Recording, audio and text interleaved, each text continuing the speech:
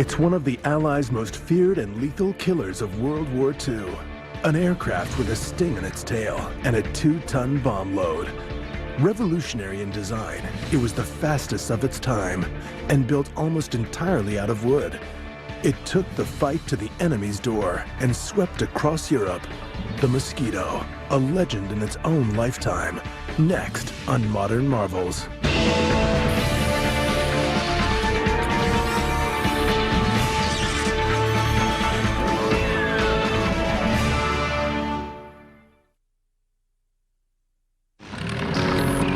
The best aircraft are often the fastest.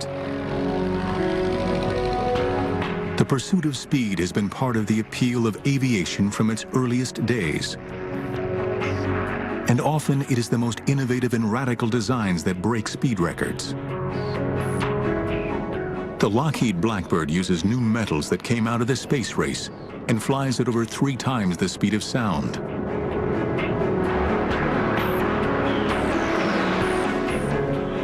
Throughout the 1930s, one company in Britain was also obsessed with speed, and it was one man's dream to use a radical material to build the fastest aircraft in the world.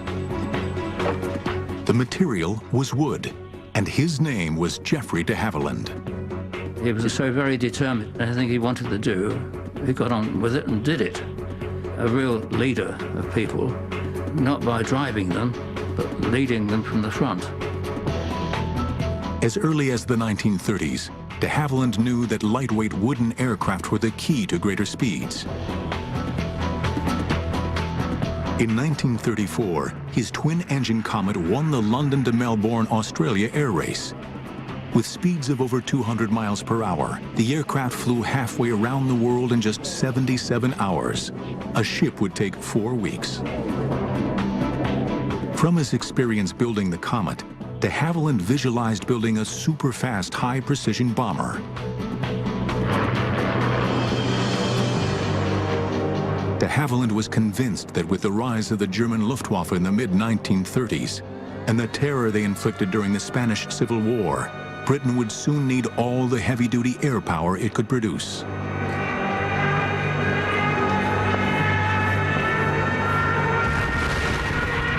It took the British quite a while to realize that the Germans had innovative designs, monoplane fighters, but more importantly, they had medium bombers that were being developed. And they had, in effect, tested them in the Spanish Civil War from 1936 onwards. It's a huge wake-up call. At the time, the British Air Ministry believed that the future of bombing lay in huge, heavily armed conventional bombers, such as the Lancaster and Halifax. Radical new designs of lightweight aircraft were ignored. But Geoffrey de Havilland was not deterred and continued working on designs for his new bomber. His goal was to construct a cheap, easy-to-build aircraft powered by 2 Rolls-Royce Merlin engines. It would have no guns, no armor plating, could carry up to 4,000 pounds of explosive, and reach a speed of nearly 400 miles per hour, faster than any other aircraft in the world. But the most amazing concept was to build a warplane made entirely of wood. The aerodynamicists and the military men at that time ridiculed the idea, asking, how can you build a modern bomber out of wood? How would it carry bombs? And how would it protect itself? But de Havilland was prepared to answer. It wouldn't need to protect itself. Its defense would be speed. As for strength, pound for pound, timber has similar structural properties as aluminum and steel.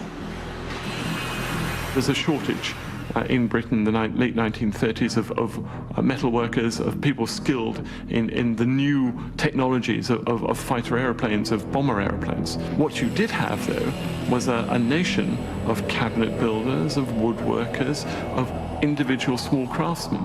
But more importantly, you can actually mobilize all of these people to build it, and you can make it, in effect, a cottage industry. September 1939. With war breaking out in Europe, de Havilland is at last given the green light to build a prototype aircraft.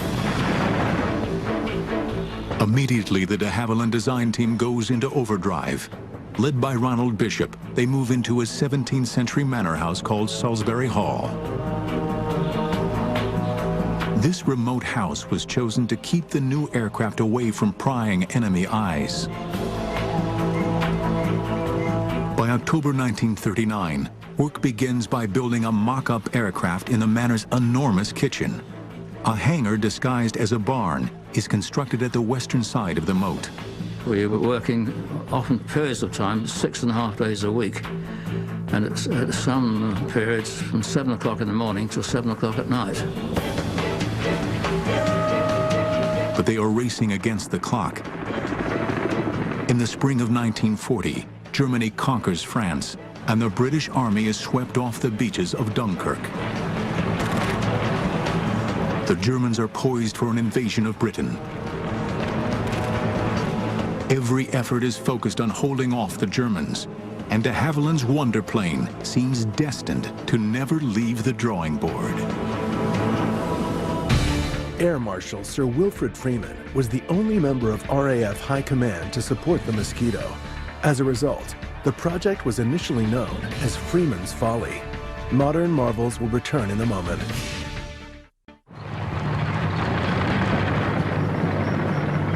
June 1940, the German army has advanced to the shores of the English Channel and is getting ready to invade Britain. In just 6 months, the Nazis have conquered Poland, Norway, Denmark, Belgium, and France.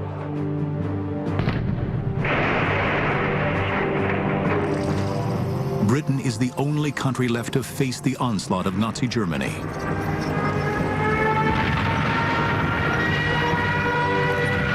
With Britain fighting for its life, priority is given to production of existing types of combat aircraft.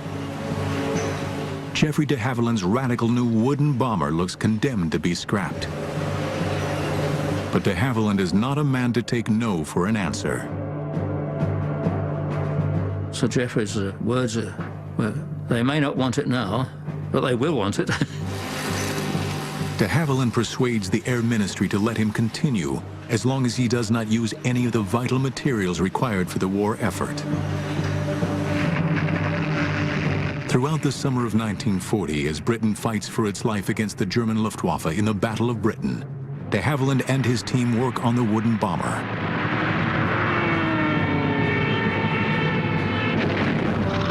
Finally, in December 1940, the aircraft is ready to be shown to the men from the ministry. It is called the Mosquito. De Havilland has done the impossible. Using scraps from the British military machine, he created the fastest aircraft in the world. We knew it would fly. We were absolutely confident it would. And the question is how much better than the Spitfire it would be. Of course, we said it would be, and it was. 20 miles an hour faster. The Air Ministry is so impressed with its performance that they place an order for 150 Mosquitoes. It is an amazing contract for an untried and untested aircraft. This one was an impossible task. It's a wonderful thing to change from, they don't want it, and so give us more and more. But de Havilland's vision of construction answers the call, enabling the Mosquito to be built in vast numbers. A plan that is as simple in practice as it is visionary in conception. The aircraft would be built like a model plane, with wood, plywood, glue, and screws. Over 400 companies around Britain with wood craftsmen would make the various sections. The fuselage would be built in 2 halves before being bonded together. The wing would be assembled in one piece and then transported to the main factory for the final assembly. In all, over 6 tons of wood and nearly 50,000 brass screws are used in each aircraft. At 40 feet long, with a wingspan of 54 feet, a legend is born. With a speed of 400 miles per hour, faster than any aircraft in the world, The Mosquito is ready to do battle. The RAF views this plane as too valuable to let just anybody fly it. Only the most experienced crews are selected. But for many of these men, the Mosquito, powered by its two mighty Merlin engines, is unlike anything they had ever flown before. The purr of a Merlin is something to experience. It really is. And then we taxied out and took off. There you were. You suddenly look at the altimeter. The 1 minute you were down at 1,000 feet, next minute you're up at 30,000. She would climb at 2,500 feet a minute, and that was really going some. You had to get into a jet to fly anything faster than that. If you started to mishandle her, pushing and pulling, in no time at all you would over-control, and she would be like a mosquito. She would sting you. In July 1941, the first Mosquitoes to go into service are delivered as photo reconnaissance units. It has taken just 22 months from the first drawings to delivery.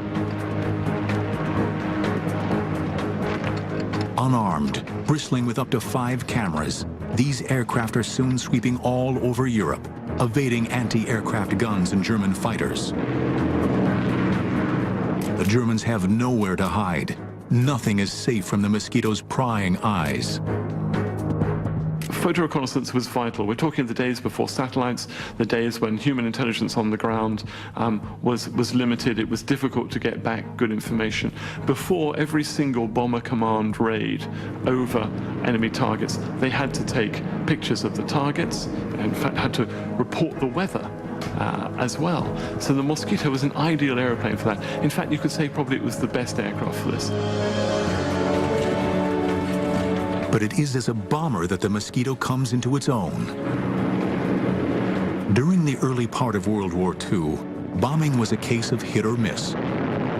Aircraft flying at 16,000 feet would drop their bombs in huge numbers, relying on luck, weather, and flying skill to hit their targets.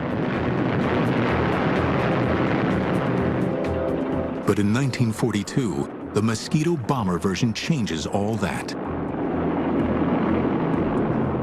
Relying solely on speed and height to outrun the enemy fighters, Mosquitoes can drop their bombs with pinpoint accuracy.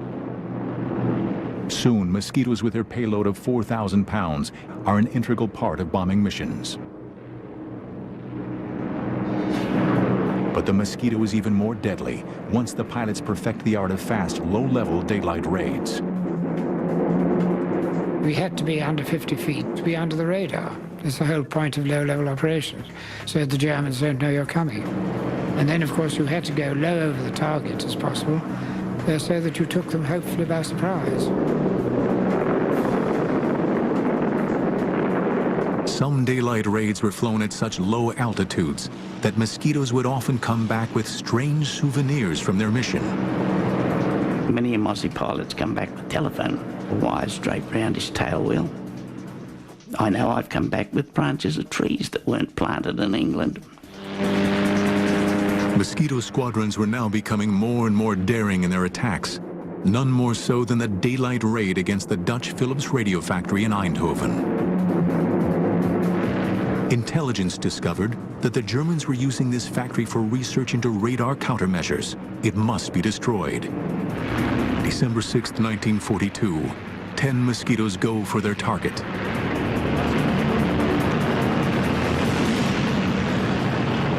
We went low level down the Scheldt estuary into Holland.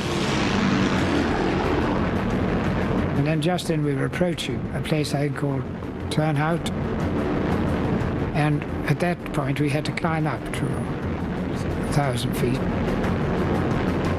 And then we turned to port, and up came the factory and went down in a screaming dive and dropped our bombs straight into it.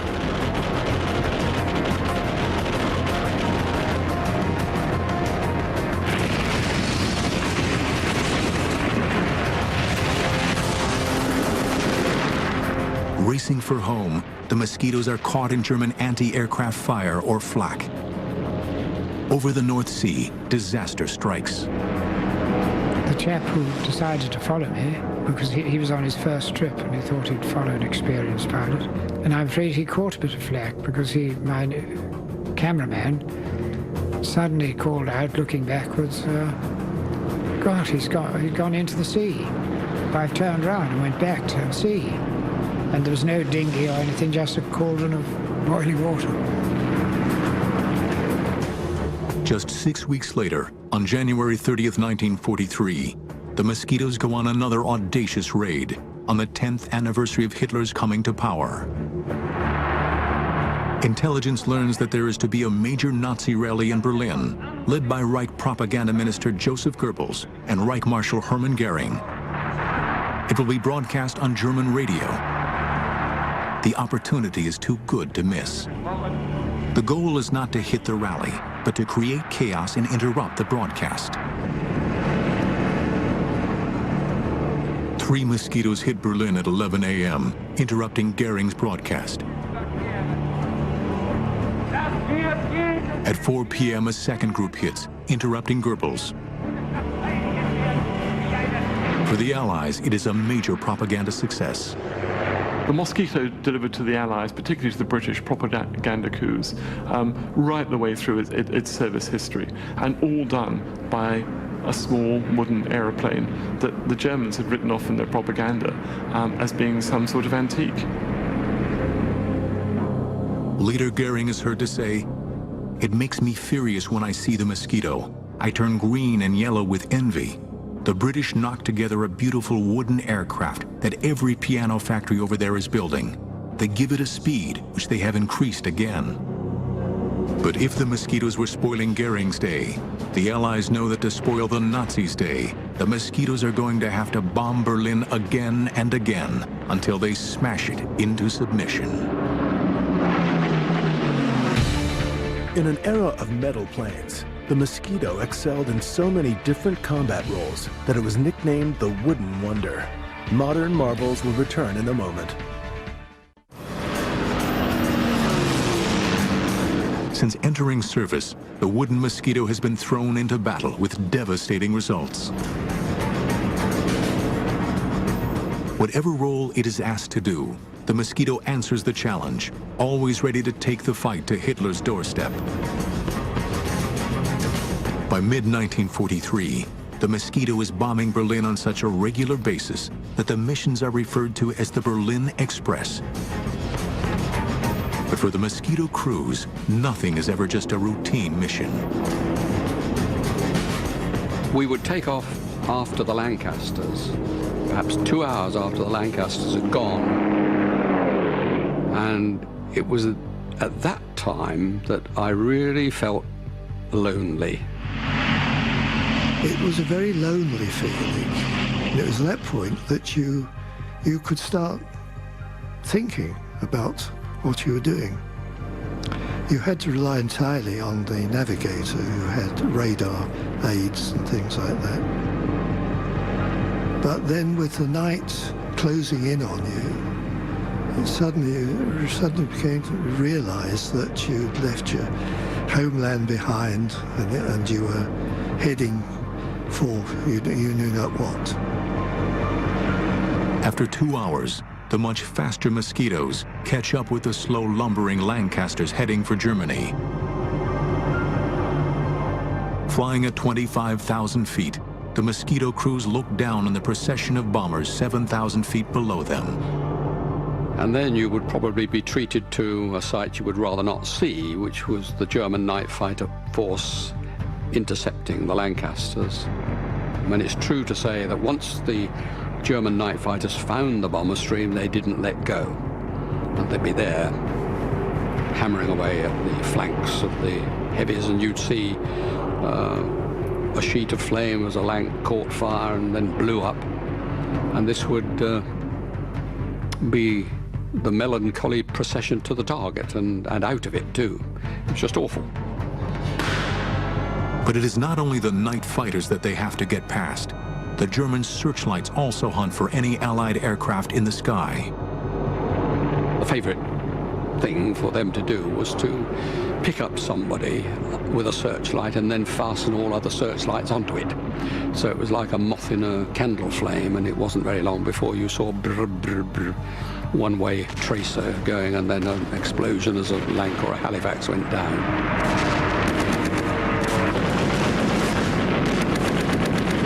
Suddenly, the most frightful glare suddenly hit the cockpit, and this blinding light, and I realized what it was, but at the same time, this bloody tracer came shooting past. So I just dived and twisted, and I got out of it. You could twist and turn if you wanted to, but generally speaking, they would hold you as you twisted and turned, follow you. The way to get out was in a dive, so you could do a screaming dive and quickly fly away. Eventually, the Mosquitoes and Lancasters reach their target. Having dropped their bombs and taken photos, they then have to fly back through the searchlights before they reach Britain. For the crews that make it back, the RAF finds a way of protecting them from the horrors of war. People came back shot up, and one thing I did notice about the bomber airfields, of course, no one was ever sick. You never saw an injured man around the place. If people arrived wounded, he'd be quickly spirited away. Everybody next day was there, booted and spurred and smiling. Nobody was dead, or if they were dead, they weren't there anyway.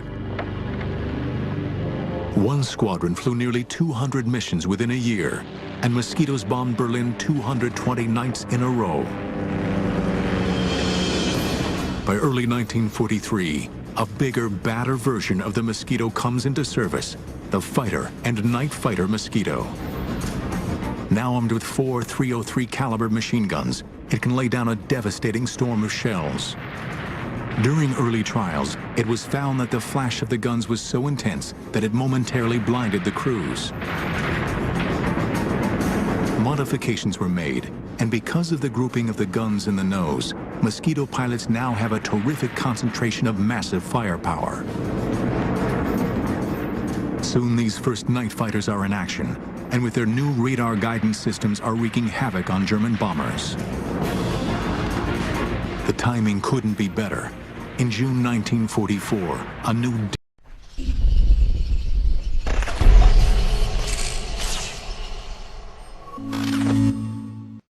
devastating weapon hits Britain.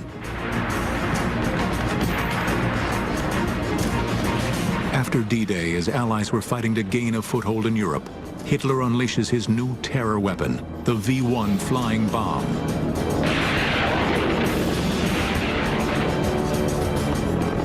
Flying at nearly 400 miles per hour, equal to the Mosquito's speed, and packed with high explosive, the V-1s are aimed at London. Once they've exhausted their fuel, they crash down on an unsuspecting target. Destroying these fast-flying bombs was a dangerous task. Quickly, Mosquito pilots devised ways to take these terror weapons out of the sky.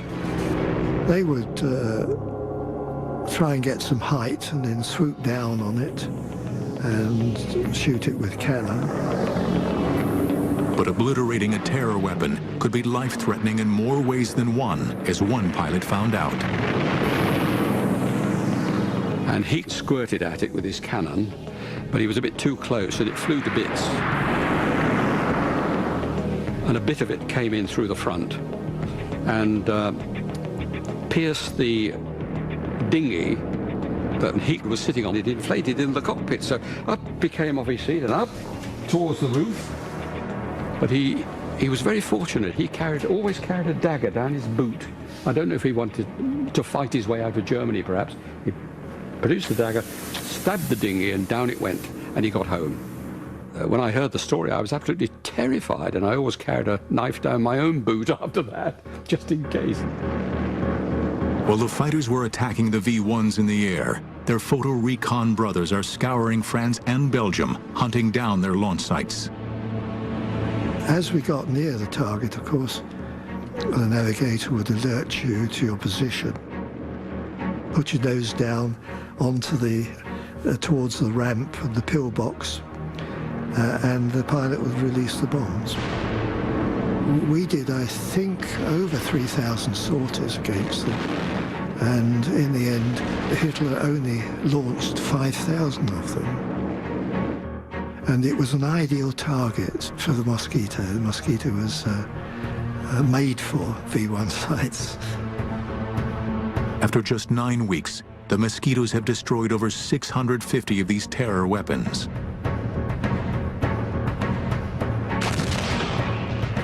But the Nazis are not beaten and are fighting as ferociously as ever. Once again, the Mosquito will go into harm's way on one of the most daring and ingenious raids of World War II.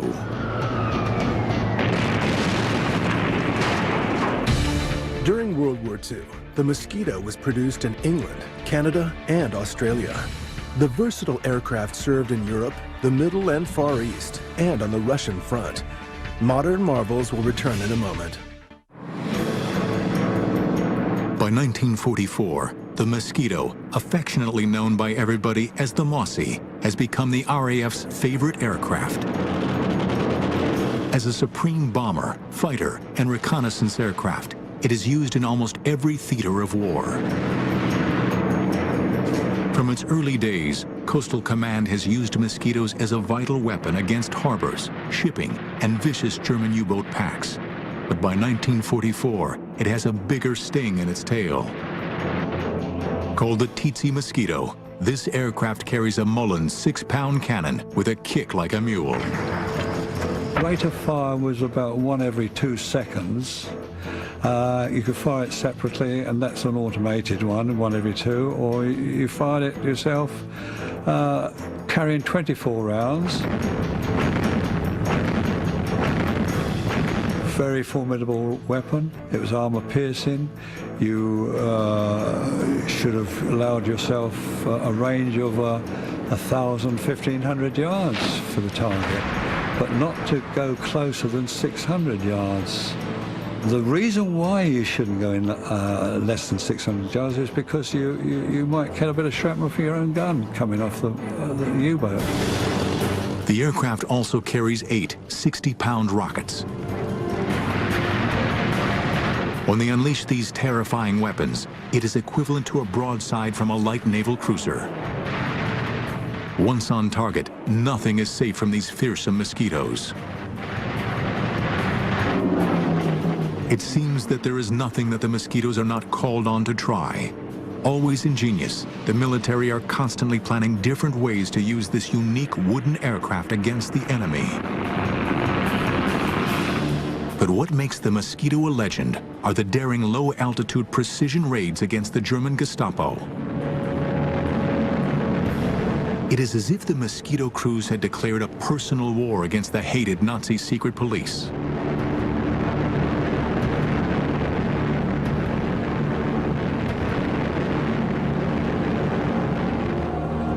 Since the early 1940s, the French resistance network has been a major thorn in the side of the German occupation. Its aim was to sabotage the Nazi war effort. By 1944, hundreds of these resistance fighters are imprisoned at the notorious Amiens prison in northern France. Word reaches the Allies that on February 19th, 200 French men and women would be executed. An ingenious plan is hatched. Mosquitoes will bomb the walls surrounding the prison so that the resistance fighters can escape. It is called Operation Jericho.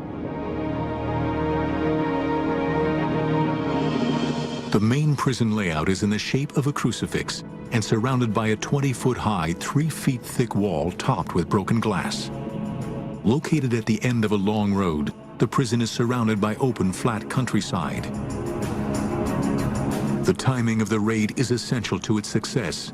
It must be midday when the prisoners are in the yard and the guards are having lunch. Equally important is precision. Great care has to be taken that enough explosive is used to smash a hole in the outside wall without destroying the prison and killing the inmates. When told of the danger, the resistance fighters reply they would rather die from RAF bombs than by a German firing squad. On the morning of February 18th, the Mosquito crews learn of their target. We went into the briefing room around about 9:30, 10 o'clock in the morning, and on the table was a mock-up model of the Amiens prison, and we were told we were going to try and breach the walls and give the prisoners a chance to escape. The attack, timed for exactly noon, consists of 3 stages. One squadron was briefed to breach the walls, in other words, to toss the bombs or fly very low level and put the bombs at the base of the walls, if possible. The second squadron were to come in at 12:02 when the guards had gone to lunch and bomb the dining hall, mess hall, anything they could lay their hands on to keep the guards under control.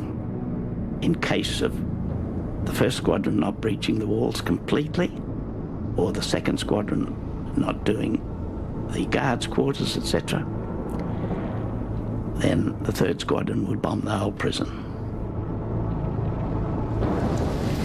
As the crews wait for takeoff, it looks as if the raid might be called off.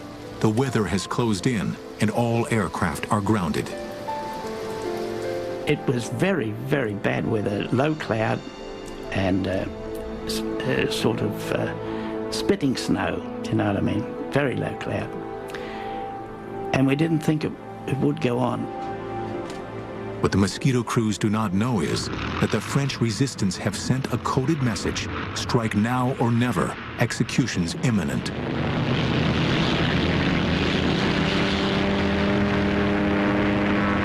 At the last possible moment, with only 2 hours before the deadline, 18 Mosquitoes armed with 500-pound bombs take off in conditions worse than most of the crews have ever encountered. We climbed through the cloud, and above the cloud we just joined up and went back down onto the sea level across to France. Flying in 2 groups and at almost 0 feet, they sweep across the English Channel.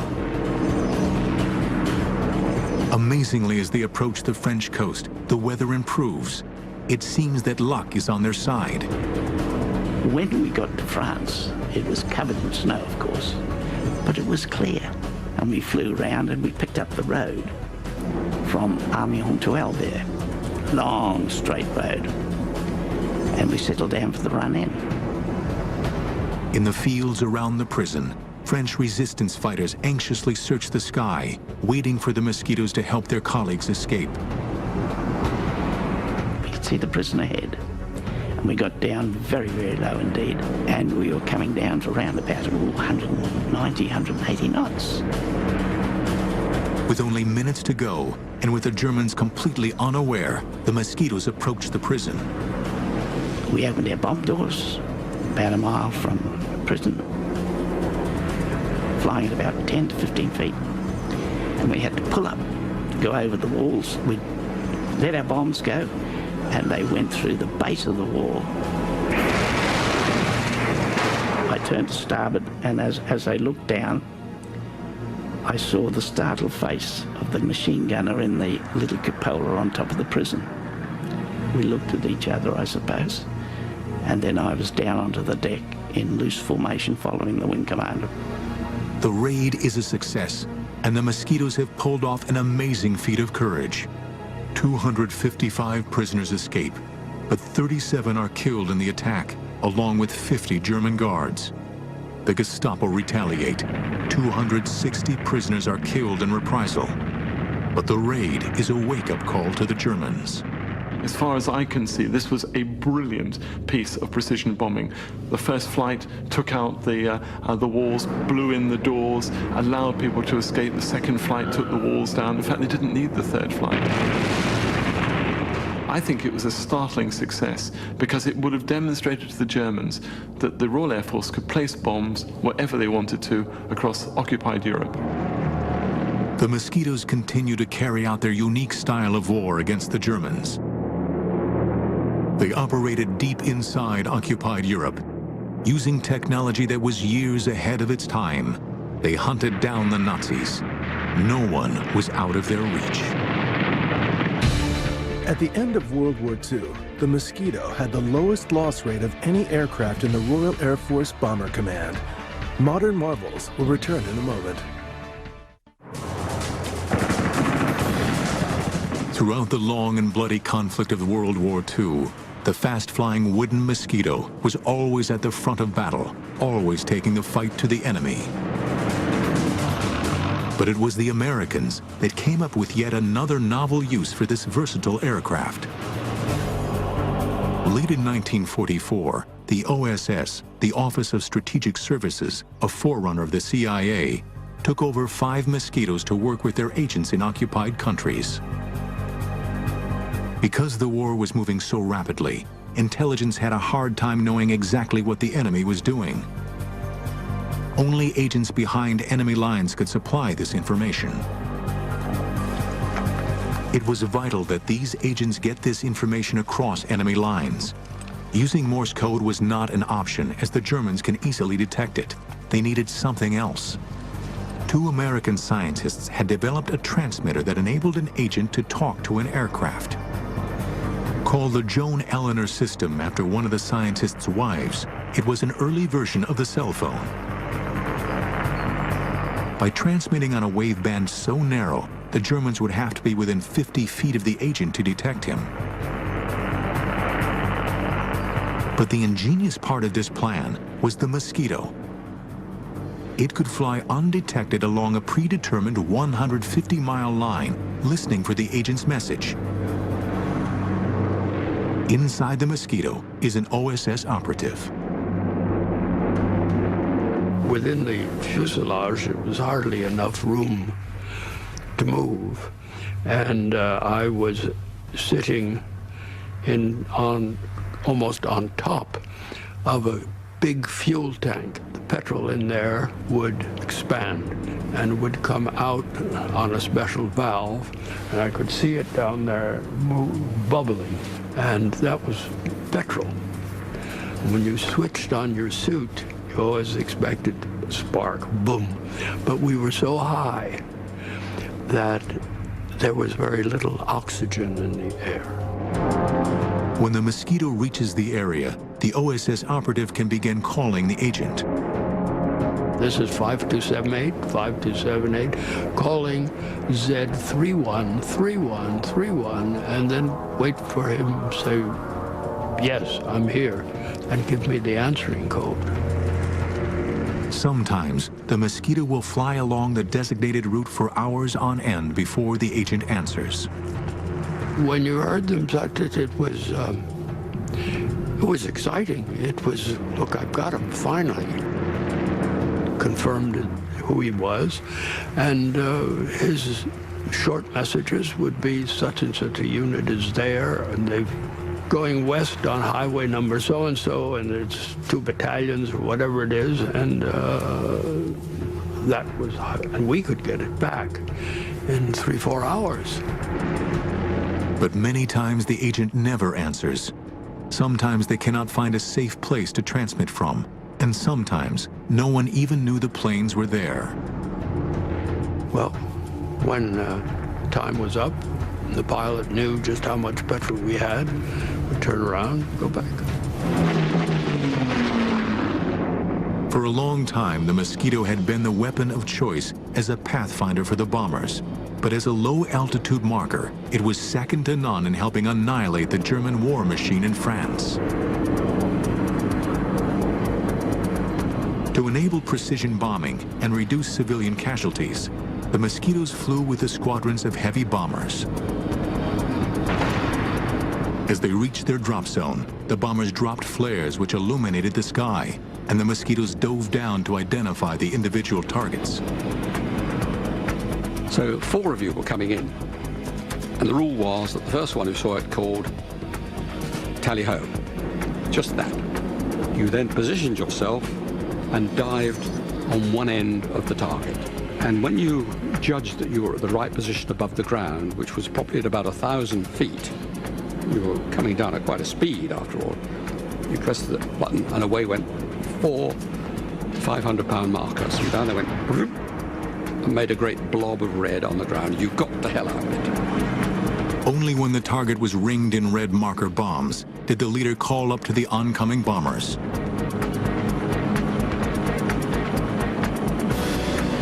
But one of the most demanding roles the Mosquito took on was to cut off enemy supplies.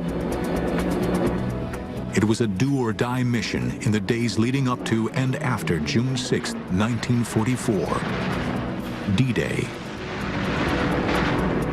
As Allied troops fought a bloody battle to gain a foothold in France, the Mosquitoes hunt independently, seeking out enemy supply lines.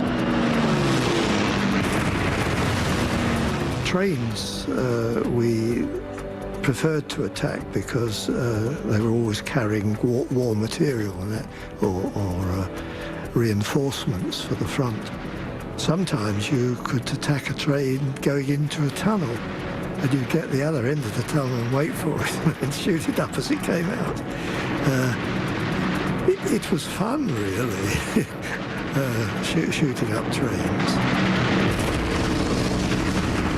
During the month of June, Bomber Command flew over 15,000 raids in support of the Allied invasion forces. And by the end of 1944, they had helped drive the Germans back into their own country. Finally, on May 2, 1945, 2 days after Hitler's suicide in Berlin, 126 Mosquitoes took part in the last raid of the war in Europe, their target, the German port of Kiel. Within 2 hours, the city was reduced to rubble, a grim legacy to the destructive power of the wooden wonder. The aircraft that was initially greeted with scorn proved to be no joke. It was one of the most feared and lethal killers of World War II. Over 7,700 were built, and over 40 different versions had served in all theaters of World War II. To the men who had flown it, the Mosquito was second to none. It was a love affair, and I thought, well, when I finished flying, that was it. I never flew another aircraft again after the Mosquito, never. It's wrong, really, to say it was a legend, because the legend suggests it wasn't real, and the Mosquito was certainly reality. But it was a lovely aircraft, beautiful aircraft to look at, marvellous aircraft to fly. Well, in many cases saved my life, but I mean, I think the Wooden Wonder, it's been used before, but I think the Wooden Wonder really sums it up. It was.